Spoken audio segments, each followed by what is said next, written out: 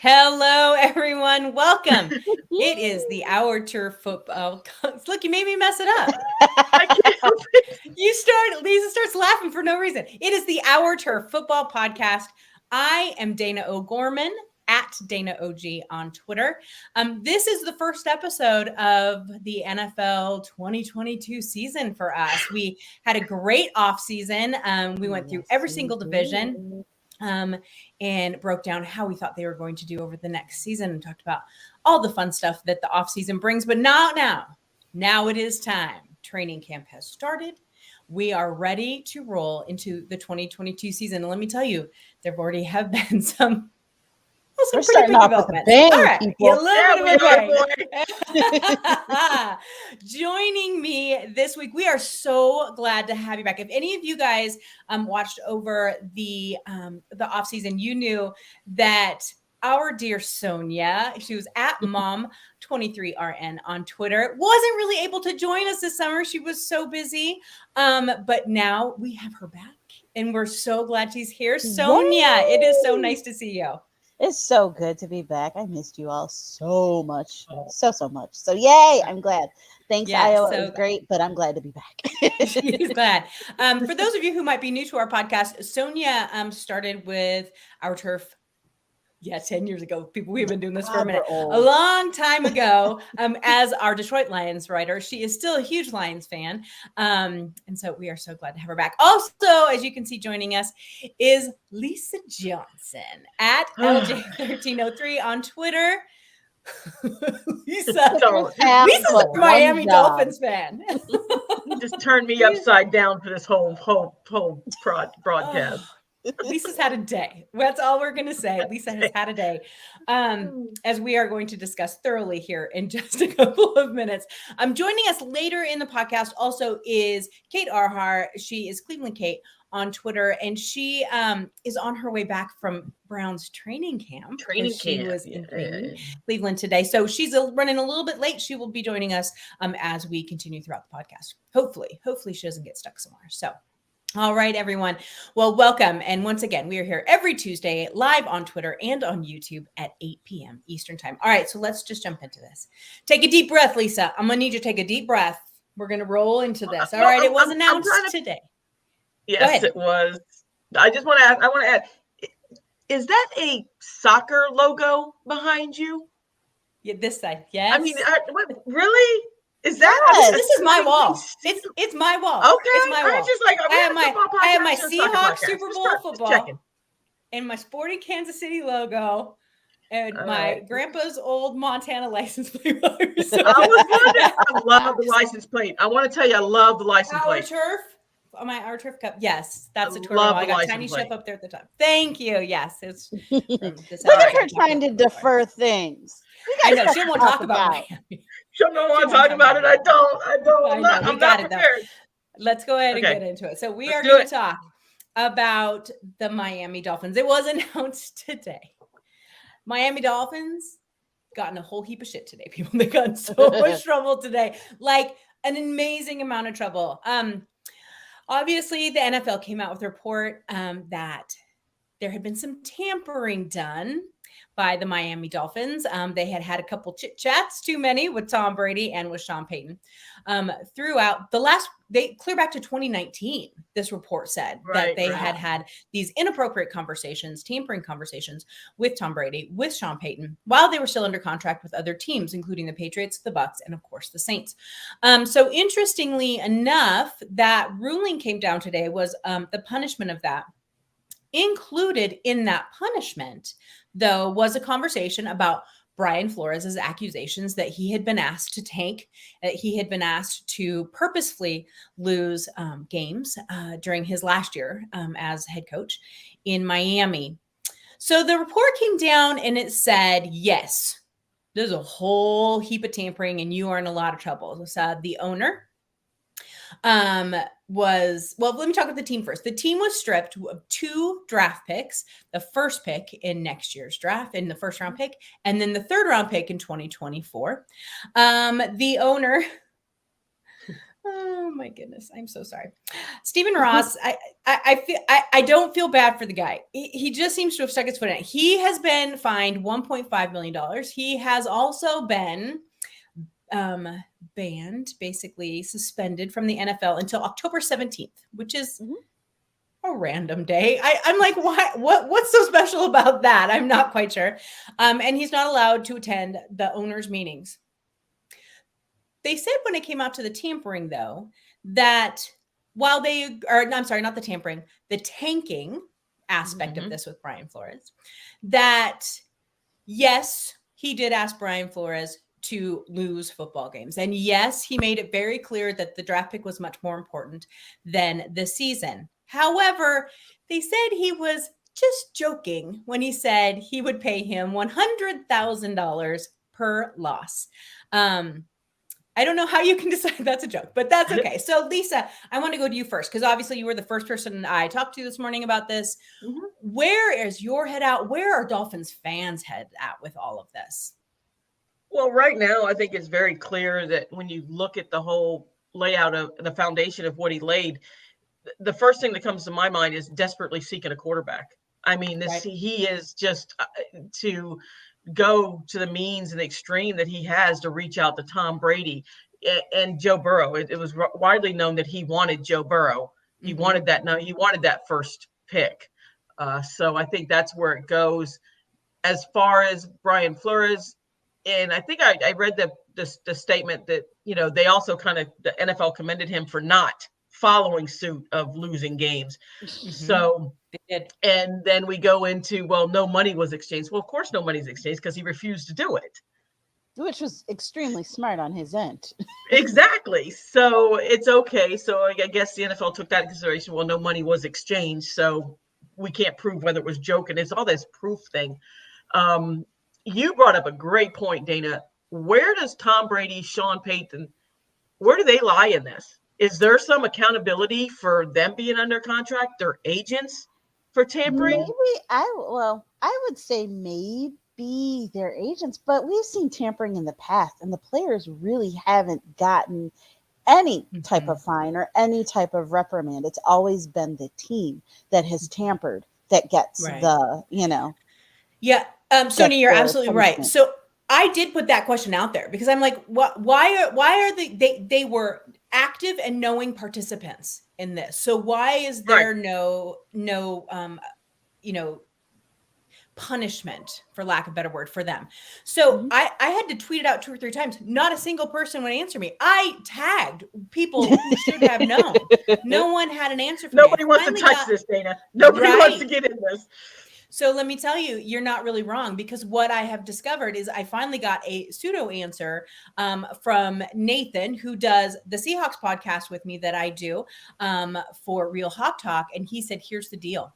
It's as far as he knows, it's not written into the CBA or anything like that. But players, it's just kind of practice, the NFL practice to not get the players involved, that they are not. He says it goes clear back to the NBA. Like that's a very, common that the players, if people, contact them, the players aren't held accountable for that. I don't know that I agree with that. I think that especially at the level with Brady, because they were talking to him about becoming an owner and playing, which every national media member has said there is no way in hell that the owners would have passed that. Oh yeah, he could be part owner and your quarterback. Yeah, they would have never happened. Okay, we get it. It would have never happened. But still, I would think that there's a different level of accountability there. But apparently players are not held accountable for that at all. It's fascinating to me. It is. So that was my first thought. So where are the fans at with this? I mean, Lisa, you weren't surprised. I will tell you, you weren't surprised at all by this. What about the rest of the team? What about the rest of the fan base? I think right now, honestly, I think Tyreek Hill shadows all this. I think they're just so excited to have Tyreek in camp and Tua, and that's my personal opinion. And I'm kind of almost used to this with him by now, because he always does stuff like this, from the Deshaun Watson stuff that he pulled. He's I don't want to say he's not a very smart owner. I don't know if it's just he doesn't know how to to do things, incognito, like flying out to meet Harbaugh. I mean, this goes back. This is a pattern that goes back since he became owner. I mean, and it's probably he's not that he's not smart, but he just doesn't know how to function, right? Like he's just like out of touch. He's out of touch with reality. He just thinks that, I'm the owner and I can get away with this, so this is what I'm gonna do until I can't, And so you're a high-profile owner now, right? You're gonna be followed around. Media is gonna look for you. So obviously, I mean, it goes to the extreme to where these media people follow plane tracks. They find out where the planes are going. It's incredible because when he landed to meet Harbaugh, it was posted within an hour that his plane is in Michigan or Hawaii, wherever Harbaugh is. So it's amazing how these media trackers, I call them, track owners down, players. It's crazy. It's almost paparazzi-ish. It just goes to show that this is not things that you can get away with anymore. This is not the 1980s where not every movement of every breath of anything is, not put on the internet. We find out everything. Here's an interesting twist to this too. So obviously Ross came out and said, "Oh, see, the first thing he said, see, I told you Brian Flores was lying." Dude, you just got hammered. You just screwed your team for a quarterback next year if you wanted one, because now we have 2 picks in the first round. You don't anymore. You only have one because you don't get one next year. We still have we still have one. But there's 4 teams that have 2 picks in the first round. You can't tell me all 4 of them are quarterback needy. That's another whole conversation. Hold on, let me do this real quick. Hold on. Lisa, just let me finish. So he said, the first thing he said was, absolutely, I was right. Flores lied. It's like, okay, congratulations. What about the rest of it? And the rest is like, I'll accept the punishment. It was so bizarre. Then Flores releases a statement and says, the NFL agreed with me. They just decided that it was, the money part was a joke. He's absolutely right. The NFL completely agreed with him. And so it's interesting, the 2 takes. I was so shocked when I read that the first thing he said was, see, Brian Flores lied. That's not what happened at all. And why is that the most important thing? Lisa, I wonder why. It was bizarre to me. It was bizarre. He's a bizarre owner. It was bizarre. I know, bizarre. Here is the other twist on this that's going to lead us into our next conversation. Okay. So Doug Farrar, who's a very well-known media member out there, fantastic on Twitter. Go find him. He's great. He put out an article, at least he retweeted it. I don't remember if he wrote it or not. I think he did. Where it said the sentencing of this actually is brilliant in that they gave him 1 game technically longer than Deshaun Watson. Now, what does that matter? Well, what he said, the reason why it mattered so much was because in the judge's decision about Deshaun Watson, which we're going to talk about here in just a couple of minutes, said that you could not treat the players differently than the owners, that there had to be the equilibrium there. So you can punish the players more than you can punish the owners. So but Doug pointed out that the NFL put in their decision about Ross was that this was egregious and unprecedented. And that's why he was being punished so much. They have spun that to now where they truly believe, and Doug believes they did it very purposefully, that when they go back in and they try to get more games for Watson, which we're going to talk about, I promise people, we're going to talk about it. When they get there and they talk about that, they can say this was egregious and unprecedented. They've put that into their verbiage now. And so very purposely, the way it was worded, they think it's actually going to help them in the Deshaun Watson case, which is fascinating to me. I love the legal part of this stuff. I think it's fascinating, but I just thought that was interesting. Here's the base of it, though, before we move on to Watson. And Lisa, I think that you can speak to this probably better than any of us. This did nothing but hurt his team and never, ever was going to help his team because Brady was never coming. No, it's just sad. It's embarrassing. It's it just goes with everything that has happened since he's owned the team. Like I said, and I know a lot of people are calling for him to sell the team. That's what I'm seeing. I'm getting a lot of response of they just want to sell the team. They're just done. I mean, fans are trying to focus on Tyreek Hill. It's excitement down here. We got Tyreek. We got a Jalen Waddle. I mean, it's something that we're supposed to be looking forward to. Now we got to deal with this. But I kind of think it's going to get dealt with pretty quickly because I think if they're smart, they're just going to try to sugarcoat this and just keep moving forward. Right. Because what else can they do? Right. What can we do? Yeah, exactly. All right. So let's bleed this into Deshaun Watson a little bit. Obviously, I don't like to say the ruling because she wasn't a judge. She was an arbitrator. She came down with her suggestion. We have to remember, people, that this was her suggestion of the way of what Deshaun. People are like, oh, he's only getting 6 games. Okay, this is not a legal decision, people. This was her suggestion. Now the NFL gets to decide whether or not they're going to take her suggestion. Do not forget, Roger Goodell gets to make that final say. Mm-hmm. So they came down to just 6 games, no fine for Deshaun Watson. The public outcry was loud and obnoxious, and I was here for it. People were pissed. They were pissed. The only people who weren't pissed were a bunch of Neanderthals and Browns fans. I'm telling you, it was just like people were just upset. And so it was, and Lisa, you even said you only thought he was going to get 6 games, but I still don't think it's going to stay there. They are still going to have those conversations. But I do find it interesting. Let me do this. Sonia first, you first. Mm-hmm. What was your reaction when you heard this? And what was the reaction that you saw on Twitter? So yeah, when I heard it, at first it was kind of early. So I was kind of just fuzzy. And then I was like, this is early. But I was like, 6 games. That's interesting. And no fine. 0 fine. And I thought that was extremely not what I was expecting. Mm-hmm. I thought that this was going to be a little bit, at least a fine, for crying out loud. I'm kind of not surprised with the 6 games, but I thought that there would be a hefty fine. But then I thought that, after looking at how many people were just outraged. And I think that's what I really kind of liked about it, is that everybody was outraged. Males, females, everybody was outraged. Mm-hmm. And I liked that because I think when we first started OTFB and NFL Female, I don't think we would have had as many male fans agreeing. So I think this has been kind of an interesting outcry.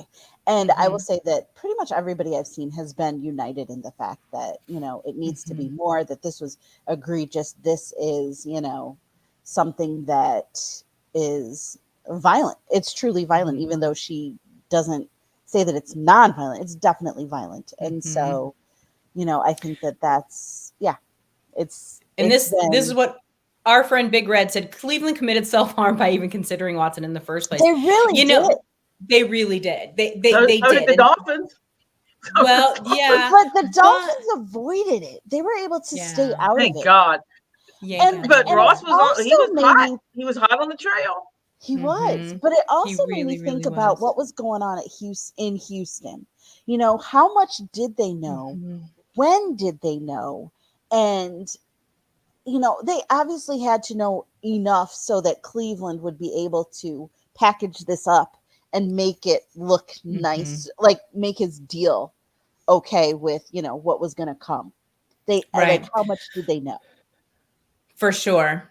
So let's see here. So, Sharon Cohen, who is watching along with us, says Calvin Ridley gets a season for gambling. Watson gets 6 games for sexual assault. Another slap in the face for women. I will say this. I saw a lot about Calvin Ridley, and I agreed with it to a certain extent.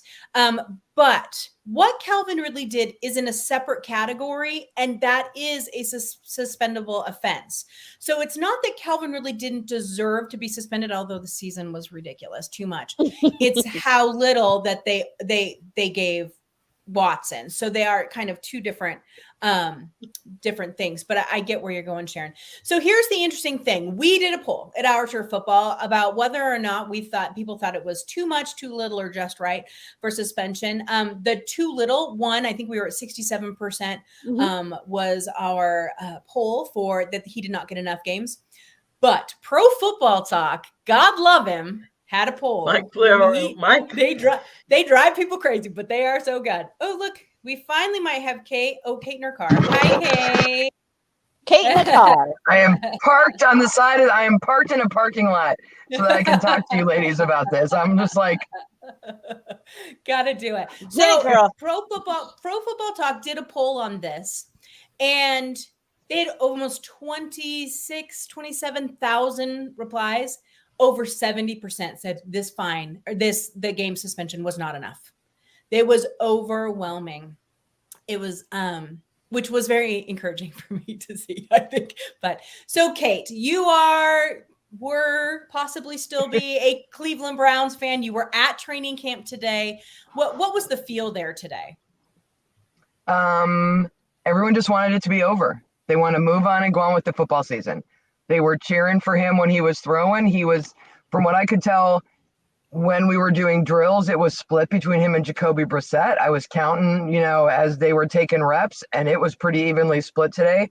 And the fans that were there were all on board with it. Now, the fans that are unhappy are very vocal on social media. They were not there. They've said they're not going to support the team and that kind of stuff. But there were no protests. There were no signs. There was nobody yelling. There wasn't a lot of security, and I wasn't sure if we would see anything like that, if they were concerned about outbursts of any kind. And there really wasn't. There was the typical security you see at the door to get in. And then, we've all been to those sporting events where they have those people that stand like at baseball to keep you from jumping onto the field. They look like mall cops. They're not like, special forces people that are going to protect you if someone decides they're going to make a move. But there was nothing. There was nobody, being rude or anything like that. And there were lines of kids with, Deshaun Watson jerseys and helmets wanting to get autographs. And I'm just like, okay. Can I talk to your parents, please? Like I get that you want to just kind of let this go and just settle, and it is what it is, and we need to move on. But that doesn't mean I'm buying a number 4 jersey or any of that kind of stuff. I mean, yeah. I root for the name on the front, not the name on the back. So I'm still a Browns fan. I'm not happy about this. I can live with 6 because in my mind, I was very concerned that it was going to be 0. So really, 6 was the minimum I could handle. And my thought being Ben got 6 and Zeke got 6. What I've tried to explain to people who haven't bothered to read the ruling, who are just reacting to the 6, my comments to them have been very simple. If you think any of these punishments were about women, you are sadly mistaken. None of these men were punished for the way they treat women. They were punished for bringing bad thoughts and bad press onto the league. That's what they were punished for.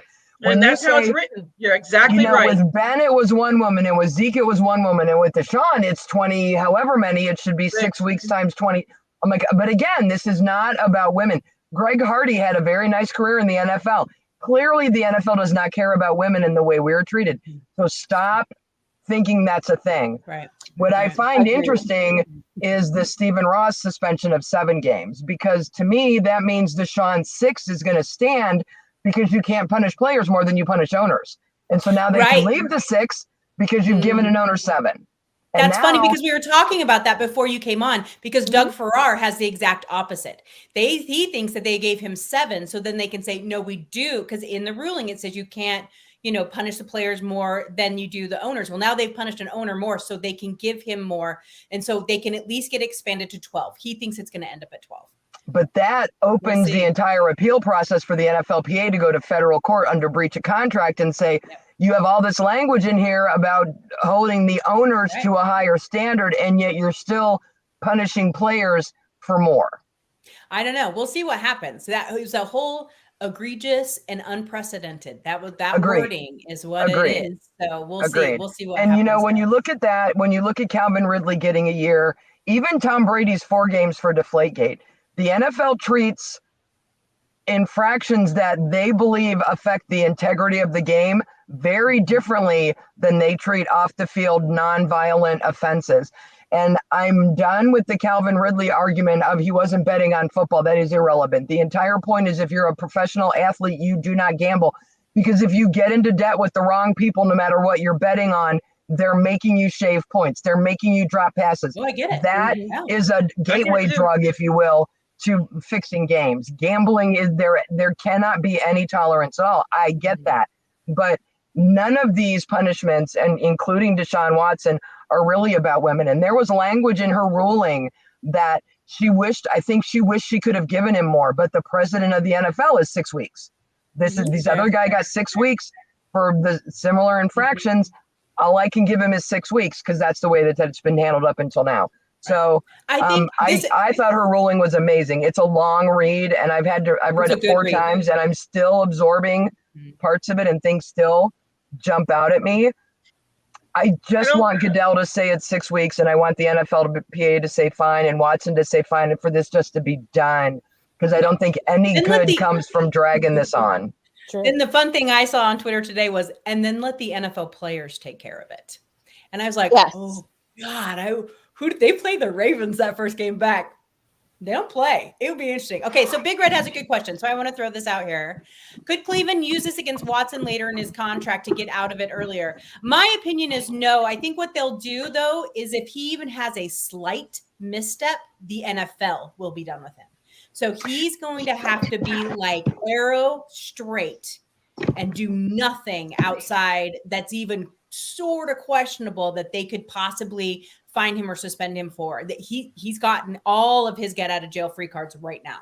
Yeah, if the Browns wanted to get out of the contract, they could do it right now because they were aware of 22 women, and that was what they went into the contract understanding. And there's even language in one of the codicils about that. The fact that more have come forward that they didn't know about would give them grounds to get out. They don't want to get out of this contract. They want Deshaun to be the Deshaun that we saw in Clemson and that we saw, and for people saying he hasn't played in a year, it's a year and a half. It's not a year. It's January of 21, people. Quit telling me it's been a year. It has not. It's been a year and a half. See what happens? They don't want to get out of the contract, but steps have already been taken. I was told today at training camp that he is only allowed to get massages at the Browns facility, that he will get massages from people that are contracted by the Browns, that there are cameras now in those rooms to make sure that nothing happens. He's got he got Des Bryant rules now, right? He's got rules. He's got as long as he abides by the rules, he will be fine. The Browns could suspend him without pay for infractions and keep him the length of his contract and keep him from any other team in the NFL, which motivates Deshaun to behave. Yeah, because they're not going to just get rid of him. We want him to behave. We don't. We don't want any more victims. We want him to behave. We do, absolutely. We do. All right, Kate, are you hanging out or are you going home? I'm hanging out if the connection seems good. Awesome. I'm parked. I'm safe. Don't anyone think don't podcast and drive. Well, let's move on to Jimmy Garoppolo. So here's the interesting. The reason why the Deshaun Watson feeds into Jimmy Garoppolo is because one of the teams that they kept coming up with these rumors about Jimmy Garoppolo going to possibly was the Cleveland Browns. Now, obviously, we don't think that's going to happen. They made it very, very obvious, that they have their backup. They know who's going to run these first 6 games. They're fine with that, whatever, 6 to 12, whatever they decide. So I think that will be, that's settled. But Jimmy G is not going to be a San Francisco 49er. Jimmy Garoppolo is been told he's allowed to come to and from practices. He can use their workout equipment. Sure, come on in. He's like a retired player that the team still lets come hang out with the team all the time. He throws on the side. He's getting his rehab at the facility. Like he's just, living rent free in 49ers property is what he is doing right now.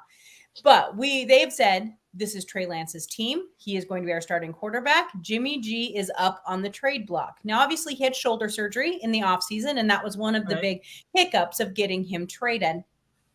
Though he seems to be perfectly fine, has cleared all of his, physicals and everything, which then if he hadn't cleared his physical, then 49ers would have owed him $7 million in an injury contract. So they're glad that he did that. But more importantly, they're trying to get him off their books. I don't think it's going to happen. Lisa, would it make sense for any team to pick him up or trade for him instead of just waiting for him to be cut? The only team that I would think that would be in need right now would be the Seattle Seahawks, just because of what's going on up there. I know you shake your head. Yeah, Another team to me that would make sense, and it goes off of something that you said, would be the Cleveland Browns still. Because if we go into a 12-game suspension, he would fit perfectly to me.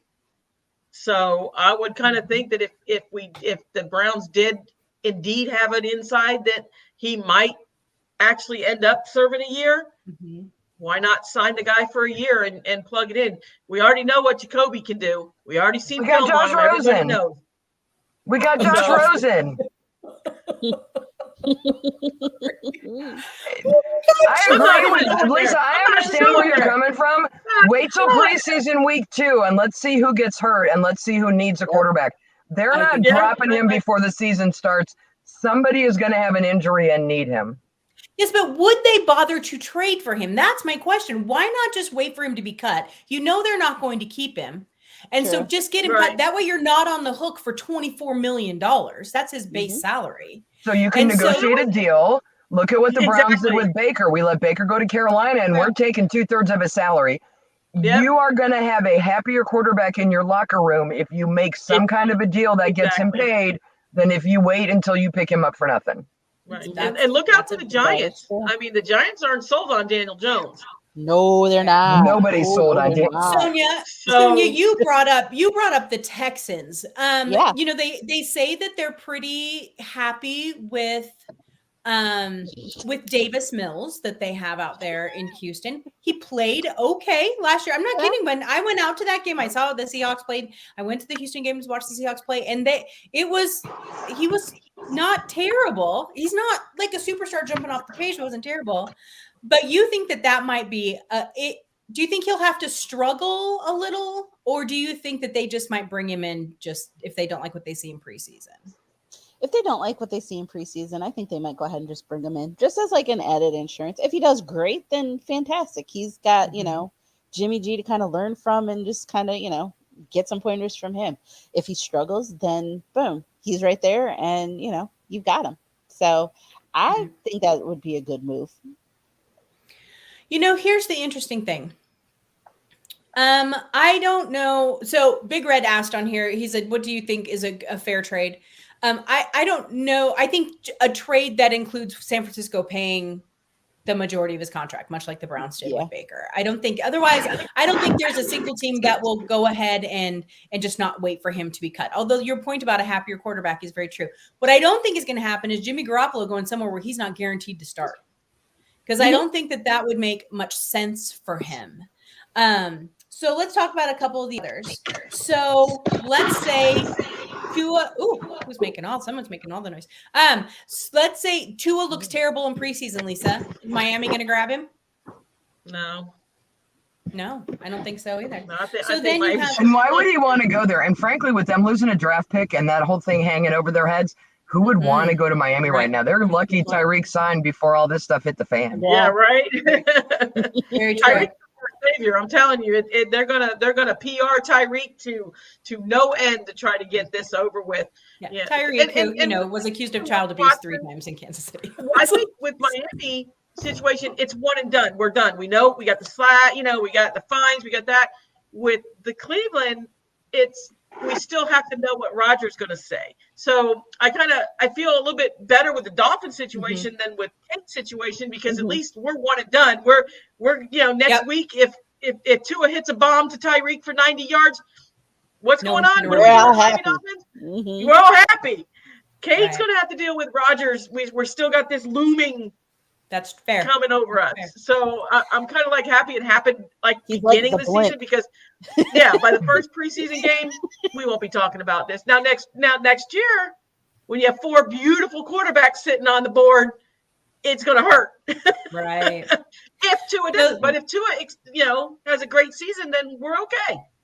So the other team that Geetsky brought up was just brought up in our chat too, but it was it keeps getting brought up a lot, is the Atlanta Falcons. Now we have to remember that they traded for Marcus Mariota, and so Marcus Mariota is there now, but Marcus Mariota also has not started in a long time. He sat behind Derek Carr in LA or in Vegas. sorry, Raiders and Vegas and for a while. So we don't even know really what to expect from him. And that team is struggling with some talent for sure. That whole NFC South division is one worth talking about because I don't know that Jameis Winston is going to be the answer to what the Saints need. And the Buccaneers are going to need an answer for after Tom Brady. Either of those three teams in that division might want to make a play for Jimmy. That's true. As opposed to shooting the dice on a rookie in the draft next year. You have three teams who, if he's willing to come in and not start and battle for the starting job with two of them, or at least sit and watch, and maybe sitting and watching behind Tom Brady is not a bad gig. Any of those three teams might be a good landing spot for him. That is true. He did. He was the backup in New England, right? In New England. Yep, absolutely. I want to say something about Lisa about saying Seattle Seahawks. So Seattle is, I think, an in-division trade seems illogical. I do not think that Seattle would even consider him unless he was cut. Now, if he was cut, I can't say that that's a 0% possibility. However, Shanahan, they have done so this is interesting that you said that. So that says that Shanahan led a quarterback trade within his division when Kyle and Mike Shanahan were in Washington. They swung a deal for Philadelphia Eagles quarterback Donovan McNabb. So they have done it before. However, I don't see that happening as Seattle's complete and total focus is on the rookies next year. And you can see that in everything they talk about and everything they're putting out there. Is it a 0% possibility or percent chance? No, this is the NFL. We never know what's going to happen. So it's not off the table completely, but it's definitely there. But what we do know for sure is that he is not going to play for San Francisco this year. So that'll be interesting. And I don't remember which one of the three of you said it, but a quarterback goes down in preseason, they're going to be the first to call. But do you think Jimmy G's better than Geno Smith and Drew Lock? Yeah. So wouldn't that be kind of like tanking? Okay. No, here's the thing. I'm not going to start with quarterback that can probably win us some games. Lisa, you have to look at the dollar amount. It's the what it counts. I know. Well, that's because that's what your team knows. That's not mine. No.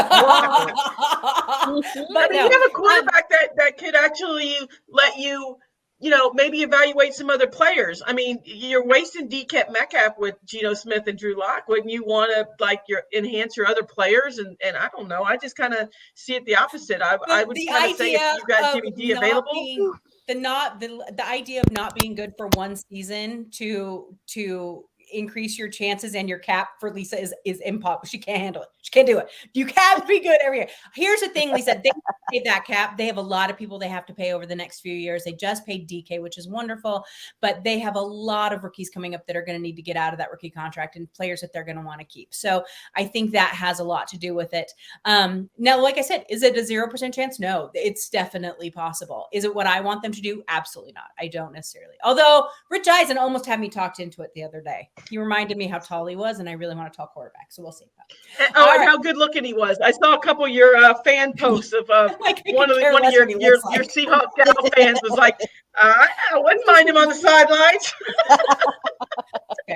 Fair. Now let's float into, as we were talking about Jimmy Garoppolo possibly ending in Cleveland, because Cleveland got rid of their true backup quarterback, which was Baker Mayfield. Baker Mayfield has landed in Carolina and apparently has had a couple of very good days of practice. Now, Kate, you know Baker best.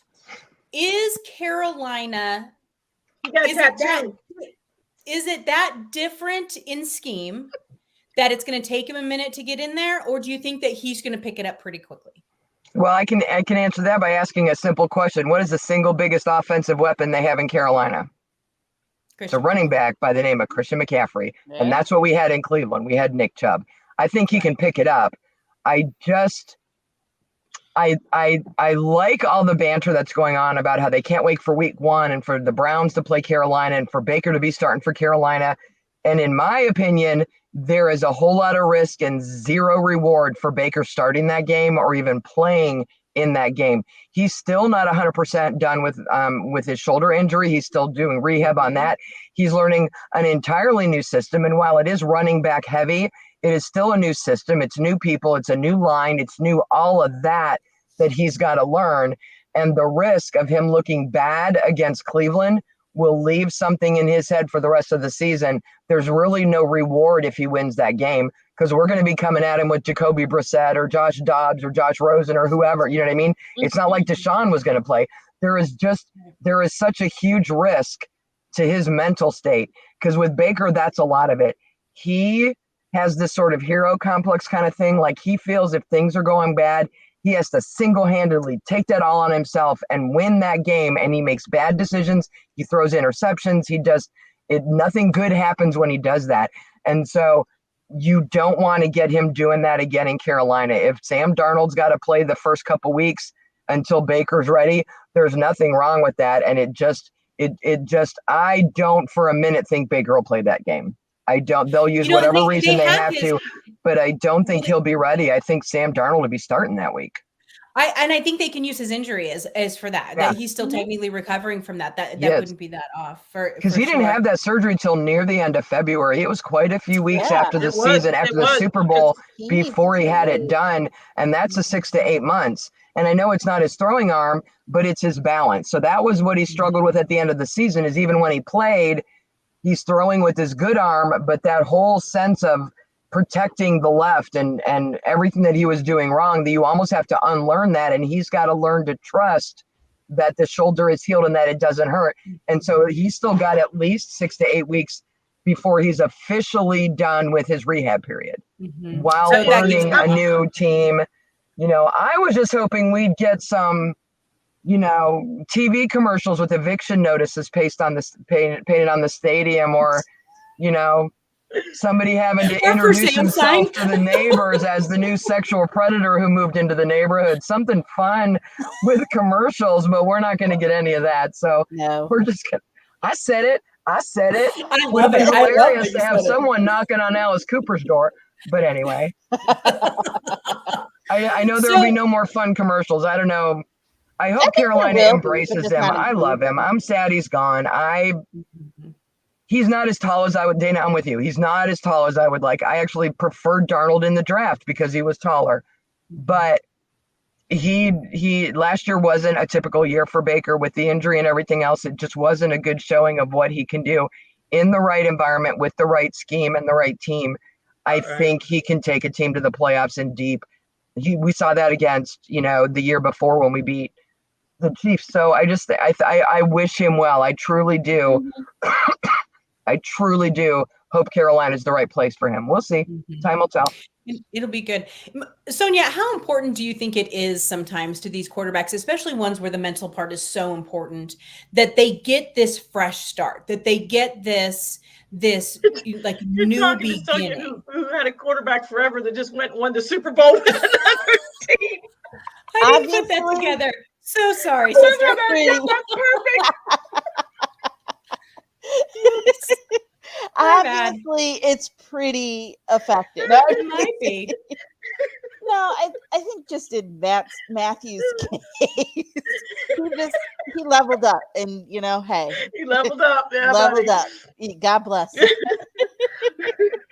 But I think that the mental part is huge, and like Kate said, especially for Baker. But when you go from a team that just doesn't want you, and then all of a sudden just doesn't want you, and a kid like Baker, I feel that is a huge thing. Ever since college, he's kind of been an emotional guy, goes with the flow of emotion, and so I think that was big. But he's a Phillip Rivers. He's a Phillip Rivers. He gets emotional.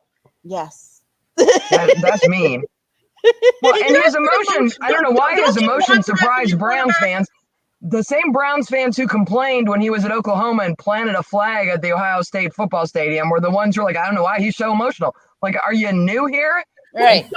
Right. I mean, and then you also look at Lisa's former quarterback, Ryan Tannehill. He actually kind of sorry. Got you back. We'll save that for next week. Yeah, I will just throw out there that it felt very sudden to the public that there were issues in the locker room with Baker and with his teammates, because we have this double-edged sword going on in Cleveland now, where with the new regime and with Andrew Berry in the front office and Kevin Stefanski, they have done a brilliant job of PR and of keeping whatever's going on in the locker room quiet and keeping it behind closed doors, which is nice because that drama doesn't spill out. The problem is it blindsides us as fans because and even people like us who have a little bit of, we know some people in the media. I've talked to people who are in that locker room all the time who can corroborate some of the stories. But again, it was kept so quiet that the only ones that were surprised by it were us, because the other players all knew exactly what was going on. So that's what I struggle with. I like that they're keeping their stuff private, but then I don't know what's going to happen. And then I'm like, what do you mean that? I should have known that. Why couldn't you have leaked a little bit of that so we weren't so surprised? So blindsided. So apparently it had been going on for a while. Walt Dog 1234 said Carolina is tanking. Baker is not the starting quarterback. Sam should be the guy for at least until week 5. Panthers are winning 1 to 2 games. I don't. Two or three games. Here's the thing.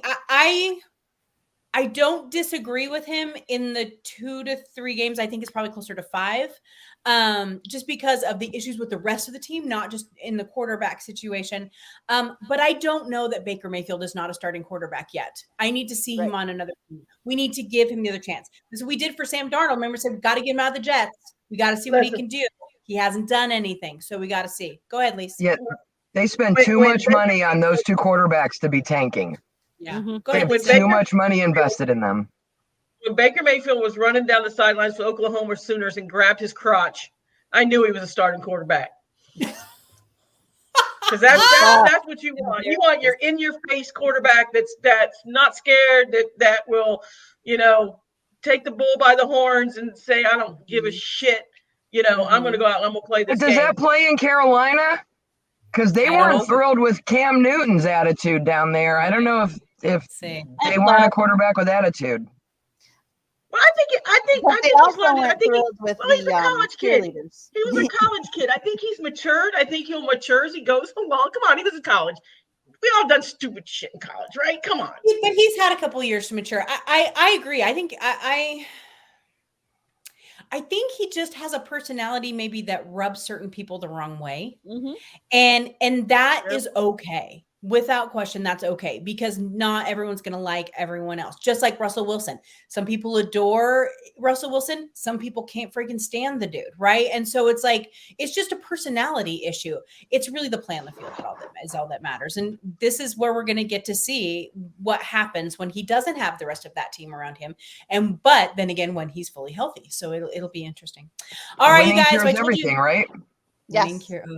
Winning cures everything. Yes. All right, guys. So I told you we were going to go a little long tonight because we had both Lisa and Kate, and you get them talking about their teams, and they just don't stop. So I knew we were going to go about quarterbacks. We're talking about quarterbacks. Lisa, we're talking about kickers next week.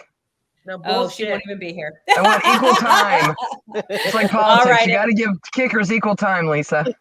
That's not true. That's not happening. They have one job. I'm trying to wrap this up. Can we wrap this up? They're out of control.